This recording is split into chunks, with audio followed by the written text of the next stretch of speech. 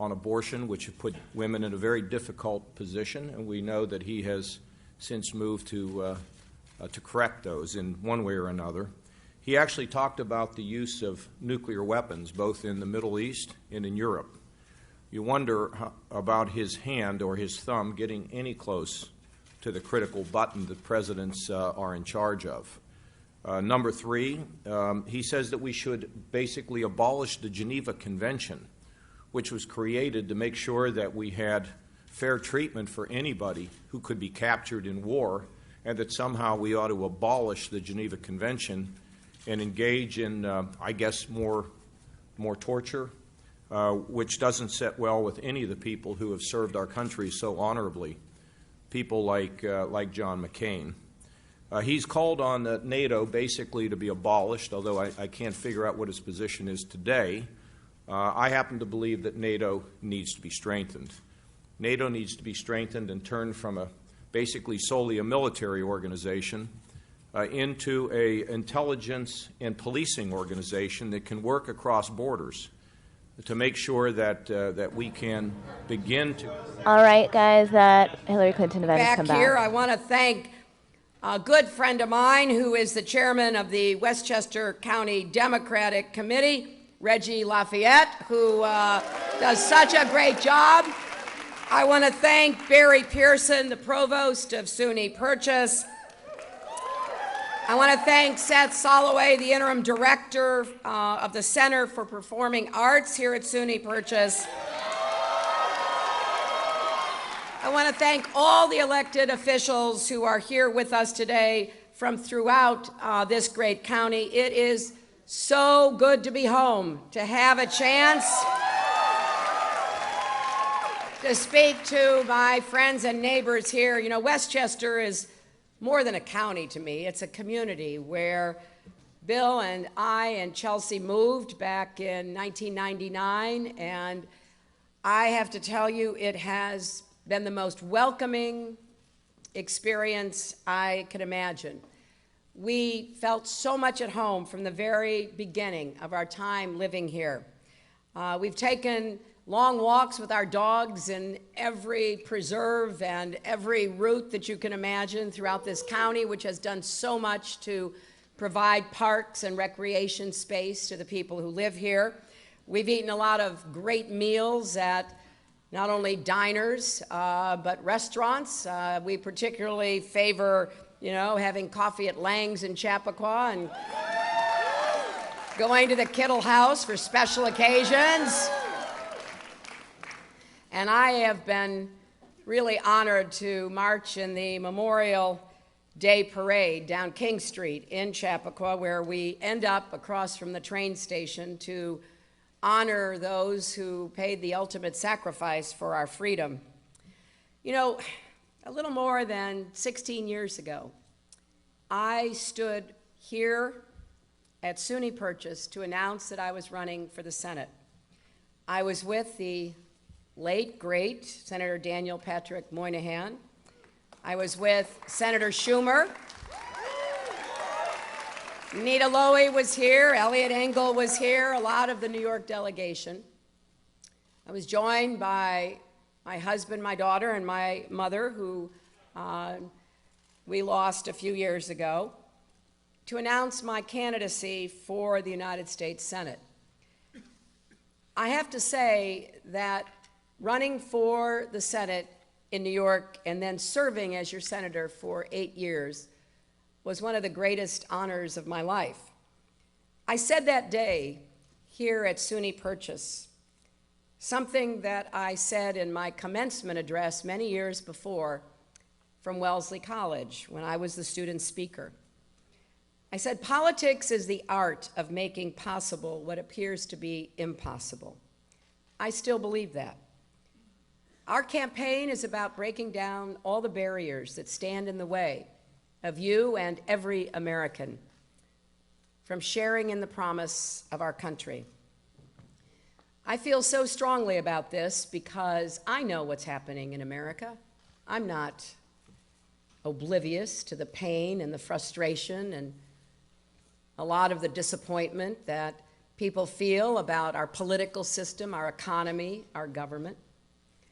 And it's very personal to me because every other generation of Americans, going back to the beginning and from the time we started doing polls back in the Great Depression, when asked, do you think things will be better? They've always said yes. Oh, I know, the Bernie people came to say that. We're very sorry you're leaving.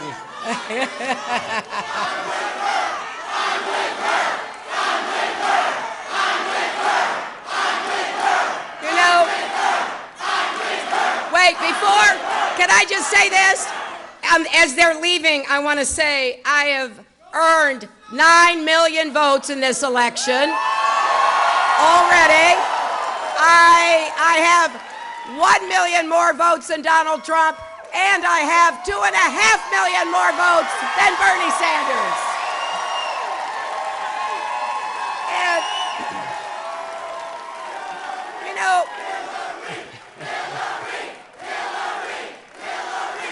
look, here is what I regret. What I regret is they don't want to listen to anybody else. What I regret is they don't want to hear the contrast between my experience, my plans, my vision, what I know I can get done, and what my opponent is promising. I'll give you one example. He goes around telling young people he's going to give them free college. Well, I wish it were so. But you go and read the fine print, which everybody should do anytime somebody makes a promise about something being free. You read that fine print, and it basically says, yeah, it'll be free if the governors of America put in about $28 billion. Now, we're campaigning right now in Wisconsin. The governor there has cut higher education this year by $250 million. The idea that he would chip in nearly $300 million for free college in Wisconsin doesn't make a whole lot of sense. It doesn't add up, my friends. But you know, I've talked to some of the young people, and I've told them, look, you may not be supporting me, but I'm supporting you. I will work for you. I will fight for you. I just wish that there were an opportunity to actually talk and listen to each other, because we've got to unite. When this primary contest is over, we've got to unite and make sure we have a Democrat in the White House in January. And I believe the path to the White House goes right through New York.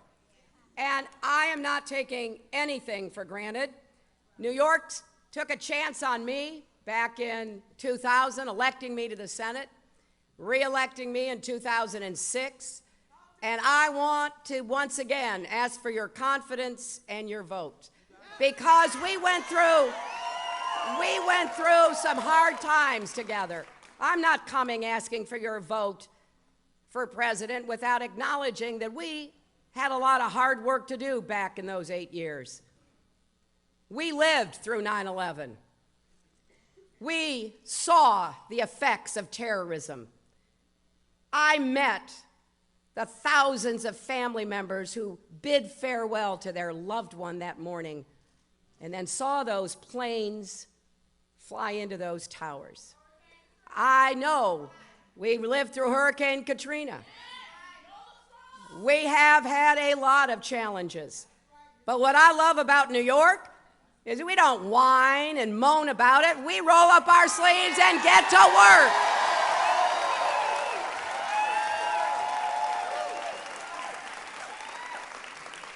You know, I think we need a president who can deliver on the 3 big tests that face any president right now. Number 1, can you deliver results that actually improve people's lives? Number 2, can you keep us safe? Now, that may be more personal for New Yorkers than some other folks, but that is the highest obligation of anyone who is president and commander-in-chief. And people who don't know how to talk about it, who view it as an afterthought, have no business being in the Oval Office on January 20th, 2017. And then number 3, can you bring our country together? Well, I think every candidate should be judged by those tests. From my perspective, if we're asking, can you deliver results for people, show us exactly how you're going to do it and what you have done, right? I'm the only candidate who's actually put forth comprehensive plans about creating jobs and raising incomes. Other people tell you what they're against. I'm telling you what I'm for. I'm telling you what I'll do, and I'm asking you to hold me accountable. So let me just quickly run through it. We can create new jobs in a bunch of different ways. We need more infrastructure jobs. Not just our bridges, our roads, our tunnels, our ports, our airports, all of that needs help. But what about what you can't see? What about water systems like in Flint, Michigan?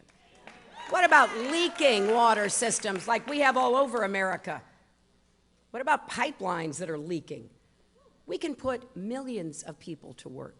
I want us to have a national infrastructure bank so we don't have to count all the time on the Congress, which seems reluctant to fund infrastructure. We can have a revolving fund where we can actually do these projects. And these are jobs that can't be exported. They've got to be done right here in Westchester, in New York, and across America. I want us to invest in more advanced manufacturing, and I know we can do this. But we got to change the tax code, which still provides incentives for people shipping jobs overseas instead of creating them right here in our country. But I have been to a lot of advanced manufacturing sites. I've been to the community colleges and the technical schools that are training people for that work. So I'm convinced, I'm confident that we can create more jobs in advanced manufacturing. And you know how we're going to combat climate change? We're going to combat climate change by more clean, renewable energy jobs so we can accelerate the transition from fossil fuels to clean, renewable energy. And I've set some big goals. I want us to deploy 500 million more solar panels by the end of my first term, and enough clean energy to power every home in America by the end of my second. And the reason I'm confident about this is I can go to lots of places in our country and I can see the pieces of the puzzle already being put together. And I give President Obama an enormous amount of credit for moving our climate change agenda forward. And for achieving the agreement in Paris. I started working as Secretary of State back in 2009 to see if we could get an agreement like we finally ended up with in Paris. It took years. It took a lot of patience. I was thrilled when 190 countries signed off on the Paris Agreement. My opponent, Senator Sanders, said he didn't agree with it, didn't go far enough. I'm telling you, people, we actually have to do something, not just complain about what is happening. We have to improve it and move it and get things done. And I want to do more to help small businesses. That's where you get 2/3 of the new jobs in America. And I particularly want to help young people start new businesses because I have met so many who have dreams about that, but they can't get access to credit for a variety of reasons, including student debt. So they want some help to be able to follow their dreams. I want to raise the minimum wage, and I give Governor Cuomo a lot of credit for working to do that up in Albany. But we have to do it nationwide. And then I will guarantee that finally women will get equal pay for the work we do.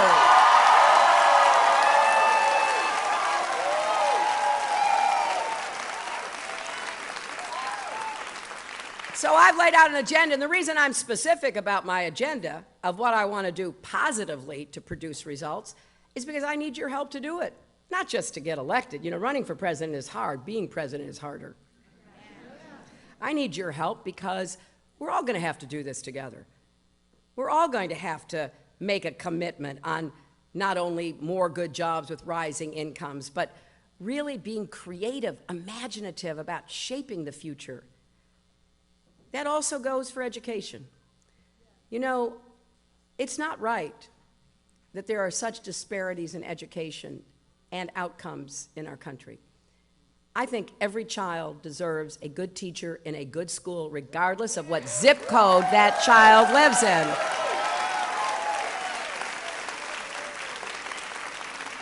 And I don't think we'll make the progress we need economically if we don't start with early childhood education, universal pre-kindergarten, because so many little kids get to school and they're already behind. I don't think that's fair. You have no idea what the potential is that we are losing because kids aren't ready to get to school and learn the way that they should. And then when it comes to elementary and secondary education, I want to be a partner with our country's teachers. I want to support them to do the work that they signed on to do. And I am very grateful to have support from the teachers of New York because I know that a lot of folks who are talking about education have never been in a classroom in their lives. And I think it's time we actually did what works. We have a lot of research about what works. Let's start applying it. And I want to make community college free, which we can do. That is affordable. That can be done. And I want to make public colleges and universities tuition debt-free. And I believe we can do that together. Because number one, we got to get the cost of college down. And so my new college compact basically is a compact. The colleges and universities have to take a hard look at what their costs are that they are passing on to students and families. The federal government will be helping to provide the funding that will enable every student to go debt-free. If you can afford $100, you pay $100. The rest of it you won't have to borrow for. But I am going to expect students to work 10 hours a week. Now, the other day, the Sanders campaign attacked me for saying that students should work 10 hours a week. You know what? That's one of the ways we get the costs down. If we have more students who are there debt-free, then they're providing services that the college doesn't have to pay for, which is how you get the cost down in the first place. And I just have a fundamental disagreement. You see, I am not going to ask you and your tax dollars to pay to send for free people from wealthy families. If wealthy families can pay for it, I think they should. I do not believe we should be paying for free college for Donald Trump's grandkids.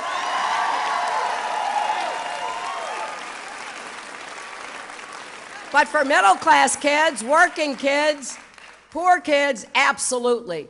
Because we've got to get the pipeline wider so that more kids have a chance to attend college and come out of it without debt. And then I have a plan to make sure that those with debt get out from under it. And here's how it works. How many of you have student debt? Okay. How many of you have an interest rate above 8%? How high is your interest rate? You know? You know, $38,000. You know, I have met people with interest rates of 8, 10, 12, 14%. I got to tell you, that is so wrong. We haven't had interest rates in our economy approaching that for 35 years. What the heck are we doing charging kids and their families 8, 10, 12, 14% interest rates? So I want everybody to be able to refinance their debt like you refinance a mortgage or a car payment. I want to move everybody who's willing to go into income contingency repayment plans so that you pay it back as a percentage of your income after you get the cost down. That's what I got to do when I got out of law school. I had debt, but I got to pay it back as a percent of my income because I went to work for the Children's Defense Fund. I made like $14,000 a year. If I'd had a big debt, which I did, plus an interest rate that was going to keep going up, I don't know when I'd still be paying it. So instead, I got to pay it back as a percent of my income and got it paid off in about 15 years. And I'm going to put a timeline. After 20 years, if you have paid, you're done.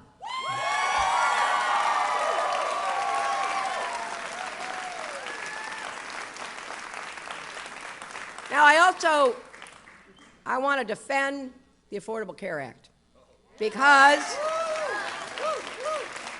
you know, Before there was something called Obamacare, there was something called Hillary Care. And I still have the scars to show for it. You know, going after the insurance companies and the drug companies is not for the faint of heart, I can tell you that. And we weren't successful. So I did turn around, as Nita said, and worked with Republicans and Democrats to create the Children's Health Insurance Program that insures about 8 million kids. So actually having passed legislation that insures more people, I know how hard this is. That's why I was thrilled when President Obama got passed and signed the Affordable Care Act, because that's been a promise of the Democratic Party since Harry Truman. And we finally are now at 90% coverage. And I meet people every week who thank me for defending the Affordable Care Act. And oftentimes they start their conversation by saying, the Affordable Care Act saved my life, right? And I ask them why. Because they didn't have insurance before. And when they finally got to the doctor, something was wrong. And now they can get help. Now the Republicans want to repeal it. They keep voting to repeal it over and over and over again. If they get a Republican in the White House, it will be gone. Another of the many reasons why we can't let that happen. Senator Sanders wants to start all over again. And I just fundamentally disagree. First of all, I know how hard it was to get to where we are. And number two, we are at 90% coverage. It's easier to get from 90 to 100 than from 0 to 100. And that's exactly what we're going to do.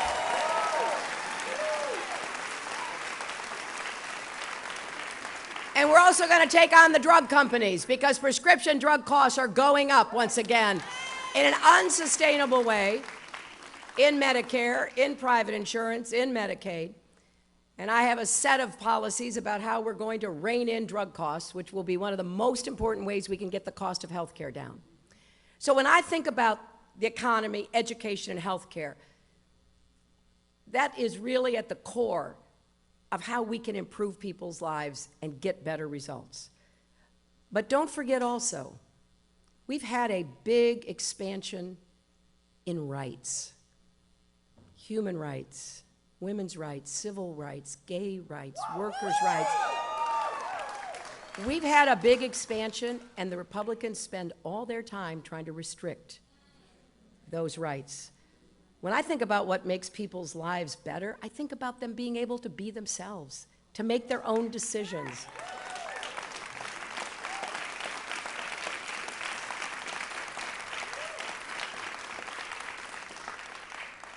And we had an example of the difference yesterday, right?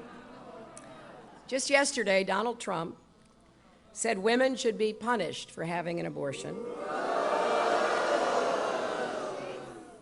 He then tried to distance himself once that kind of reaction came out from his outrageous comments, but we all heard them. You know, one of my favorite Americans, Maya Angelou, said, when someone shows you who they are, believe them.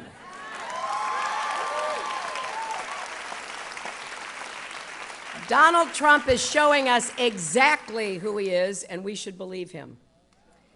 But let's remember this. All the Republican candidates want to make abortion illegal. If you make abortion a crime, then you make women and doctors criminals. I'm always struck by the fact that these Republicans all want limited government, except when it comes to women's rights.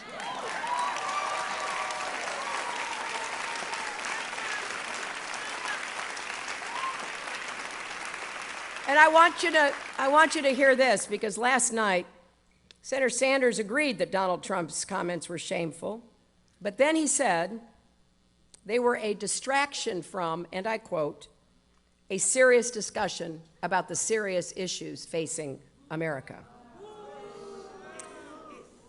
To me, this is a serious issue. And it is a very serious discussion.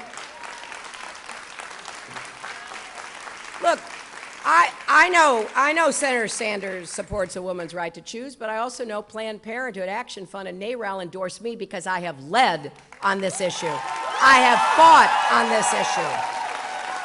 And I know Given what's happening in states across our country, we need a president who is passionate about this, seeing it as a top priority, because women's health is under assault across America.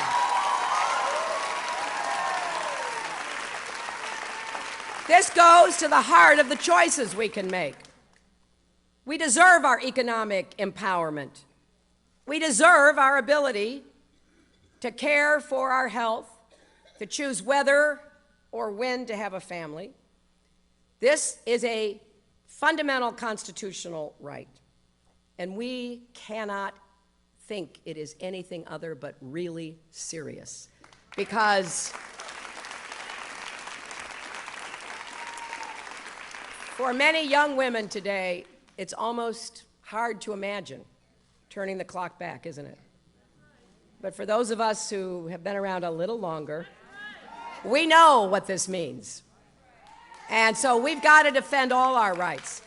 That is why I have defended Planned Parenthood against all of these partisan political assaults.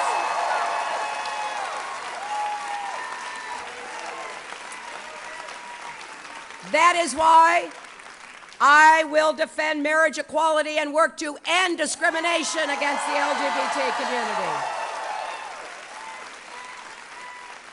That is why I will defend voting rights, which are under assault. That is why I will defend Social Security and Medicare from Republican plans to privatize them.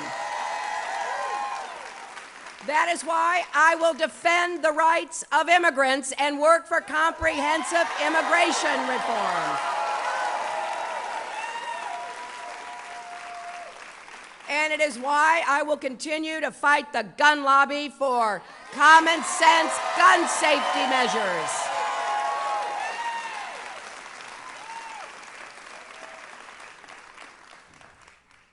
I think it's important that we in New York really understand what is at stake, because so much of what you're hearing is contrary to who we are as New Yorkers and Americans. Just think about what we hear on the Republican side. It is truly scary. And since the second test is, can the president keep us safe, I just want to pause and talk about why what you hear from the Republicans is not only offensive, which it is, it's dangerous. You know, when Donald Trump plays coy with white supremacists, when he says he wants to round up millions of immigrants and kick them out of a nation that was built by immigrants, when he says he wants to ban Muslims from a country that is founded on religious freedom, when Ted Cruz says he wants to racially profile Muslims and send police patrols into American Muslim neighborhoods, right? You got to ask yourself, do they not understand not just our values, which I think are pretty basic if you're running for president, but do they not understand what keeps us safe? And here's why. After 9/11, as Nita well remembers, we didn't know from day to day, those of us in public office, what might happen next. We were getting intelligence reports that certainly showed that there was a continuing desire on the part of terrorists to strike again if they could. Nobody is better than the NYPD. They were on the front lines, but you know what we also did? We said, if you hear something suspicious, if you see something suspicious, report it. And New Yorkers did. And that really helped a lot. The message wasn't, if you aren't Muslims, report it. The message wasn't, if you live in this neighborhood but not that neighborhood, don't report it. It was, we're all the front line of defense against potential terrorist attacks. And I believe that it's imperative we understand that we still all are. I've laid out a plan to defeat ISIS, and it includes creating a coalition of nations, including Muslim-majority nations. I know how to build coalitions. I built the coalition against Iran that imposed the crippling sanctions that drove them to the negotiating table. I know how hard it is. And I know that leaders and people around the world listen very carefully to what people running for the presidency say. It'll be even harder to create a coalition if leaders and people think that you're not welcome in the United States, if they believe that somebody running for president is insulting their religion. The NYPD had the best response to Cruz after he said what he said. You know, these guys all think it makes them sound strong. It makes them sound like they're in over their heads, is basically what it makes them sound like, right?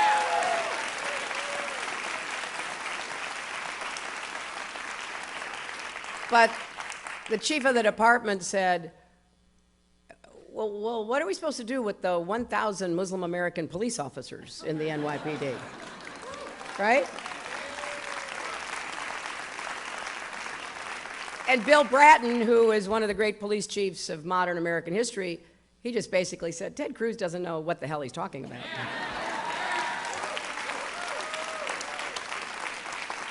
But voters need to hear that, because we will be safer if we are working together. We will be safer if we welcome everyone to be part of our first line of defense.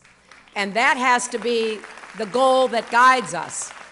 And finally, the third test: can we unite our country against all of the forces trying to divide us?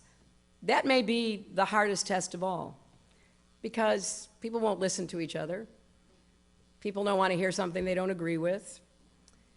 People want to point fingers, scapegoat, blame others. We've got to get over this. We've got to figure out how we're going to listen to each other, respect each other. That doesn't mean we're all going to agree. We are, after all, New Yorkers and Americans. We're not all going to agree. But it really goes to the heart of whether we're going to get things done in America, whether we're going to solve problems together, meet our challenges. And what I love about New Yorkers is we may not all look the same, we may not sound the same, we may not worship the same, but when it counts, we do pull together.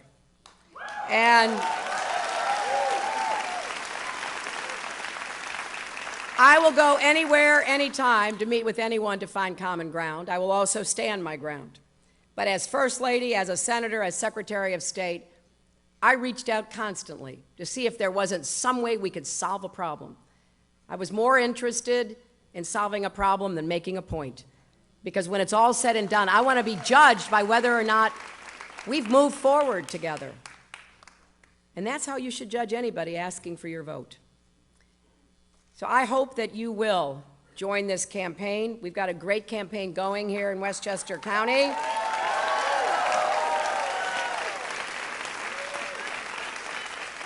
I invite you to go to HillaryClinton.com or text JOIN, J-O-I-N, 47246 to be part of this. With your help, we will win the primary on April 19th.